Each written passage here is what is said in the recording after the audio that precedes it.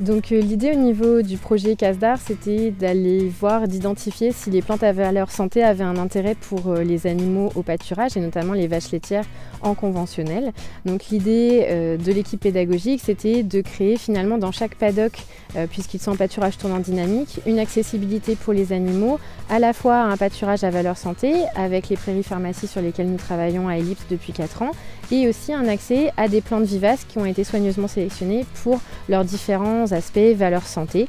Et donc l'idée c'était d'aller voir si en implantant des répétitions de ces plantes vivaces, comme on peut le voir sur les différentes bandes, et des bandes de prairies pharmacie de chaque côté, et en le rendant accessible aux animaux tous les jours au pâturage, voir quels étaient leurs comportements au niveau de ces plantes. Est-ce que toutes les plantes étaient consommées? Est-ce qu'il y avait une affinité spécifique des animaux pour les plantes à certaines périodes ou en fonction de certaines pathologies?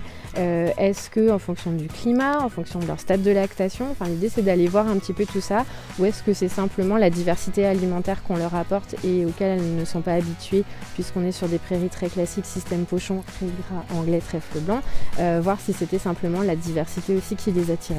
Donc au niveau des espèces qui ont été implantées dans le projet, donc au niveau des bandes de vivaces, on a eu tout ce qui est romarin, on va avoir aussi tout ce qui est framboisier, cassis, échinacée, thym, serpolet, on a aussi de l'origan, de l'amande, de la mélisse, de la tanaisie. Donc on est vraiment sur des plantes qui sont soit adaptées à nos climats depuis longtemps, soit endémiques. Et puis au niveau de la bande de prairie pharmacie, ce sont les plantes classiques sur lesquelles on travaille, donc chicorée, lettier, plantain, achillée millefeuille, pimprenelle, centaurée noire. Voilà. Donc au niveau des résultats, on a été un petit peu embêtés avec le Covid et le manque d'effectifs d'élèves pour nous aider sur les datas. Donc par contre, on a pu observer grâce à des caméras les comportements globaux des animaux.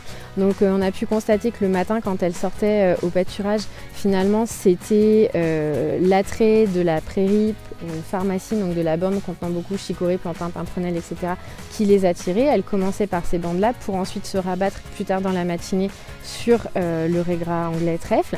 Et puis par contre sur la bande de vivaces avec les plantes vraiment à forte valeur santé, c'était plutôt au cours de l'après-midi, donc après la rumination ou pendant la rumination, des petits groupes d'animaux, soit des animaux individuels, soit des petits groupes de 2 à 3 maximum, allaient s'égrener le long des plantes vivaces pour aller les picorer entre guillemets en fonction de leurs affinités de goût ou de leurs besoins santé. Mais là, gros point d'interrogation, on n'a pas encore de résultats très clairs. Donc au niveau des exploitations classiques, la plupart du temps, les éleveurs avec lesquels on travaille implantent 1 hectare de prairie pharmacie.